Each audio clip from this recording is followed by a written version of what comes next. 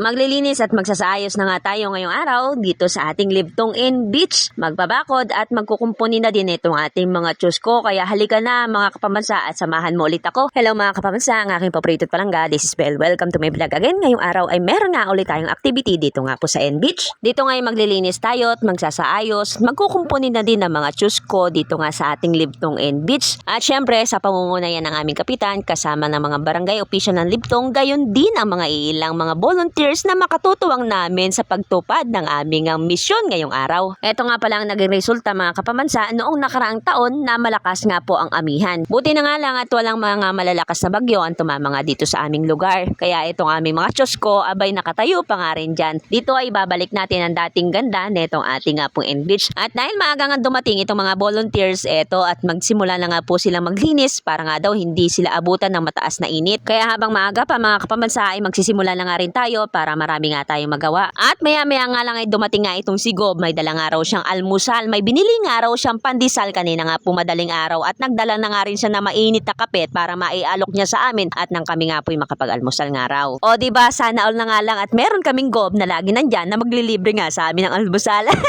Matapos nga magpa-almusal ni Gob ay bumalik na nga rin kami sa aming mga trabaho. Bale yung iba, mga babae ay naghahakot ng grabita at tinatambak nga dito sa mga malalim na part. At yung mga kalalakihan nga ay nagsimula na nga mag-repair ng mga bako dito nga po sa gilid ng tsusko dahil delikado nga po ito sa mga bata na pupunta nga po dito. At dahil naubos nga nitong manok na pula yung perang pampadala sana sa Palawan ay itininola na lang natin at para meron siyang pakinabang. Ay charot, joke lang po.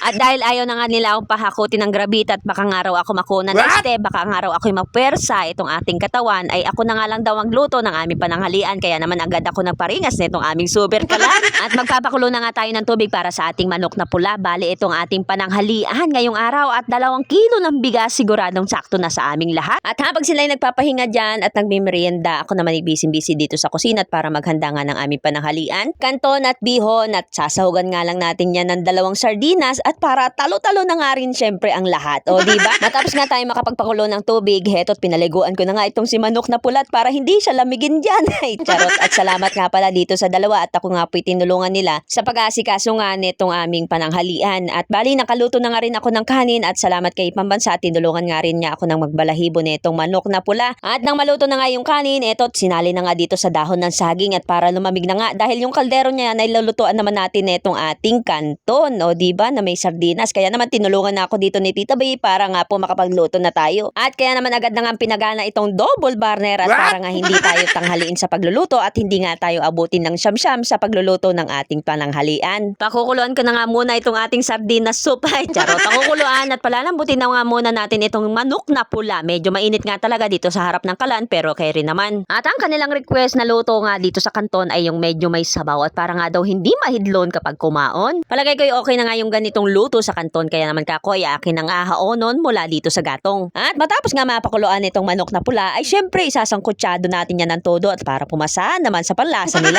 At maya-maya nga lang ay natapos na yung bakod sa unang ang tsusko at yung mga babae nagpapahinga dahil medyo mainit na nga sa paghahakot nga ng grabita. Medyo kalmada na nga rin talaga ang dagat at napakasarap na nga po magtampisaw. At maya-maya nga rin ay naluto na nga rin itong manok na pula. Adobo ang gusto nila, itong paoga-oga. Yung wala bang sabaw. Eto't napakasarap na ngang ikomo sa bahaw na kanin. Maya-maya pa, akin na nga itong hinain at tinawag ko na nga sila para makakain. Ay! Hi! Maliyay ka mo!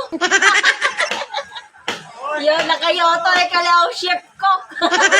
At yan, ready na nga itong ating pananghalian, adobong manok at kanton na may konting sabaw ang kanilang request. At handa na nga rin itong ating kanin na tinago dito sa dahon ng saging. Pwede na nga mag-boodle fights at tatawagin ko na nga sila para makakain. Alam niyo ba mga kapamansa, napakasarap po kumain dito sa tabi ng dagat. Kahit na simple lang yung baon mo na pagkain, naku, talagang gaganahan ka nga talaga dito kumain. Kahit nga tuyo lang yung baon mo, talagang mapapakamay ka at mapaparami pa ang iyong kain. At ang pinakamasarap dito ay yung marami kang kasalo sa pagkain. Yung tipong busog ka na pero ganadong-ganado ka pa ngang kumain. At buti na nga lang maaga akong nakaluto ng ating pagkain dahil hindi naman nga biro itong ating gawain. At matapos nga makapananghalian, eto at nagpapahinga na nga muna ang karamihan habang ako ay nagpapasilong dito sa lilim habang tinatanaw nga nga ang maganda naming karagatan, nakuramdam na yung init nito nga summer. Matapos makapahinga ay bumalik na nga rin kami sa aming mga trabaho para mag-repair nga nitong aming tsusko at para maglagay nga ng bakod dito sa gilid ng aming tsusko at para tambakan nga rin yung mga malalalim nga na part nitong bato na boga at para nga pumaganda sa mata ng mga bisita nating mga bigating artista. Ay, sana all. Itong aming ginagawa ay bilang paghahanda sa nalalapit nga po na bakasyon nitong summer kaya panigurado na marami na naman po magsisipag-uwian ng mga piling artista dito nga po sa aming isla.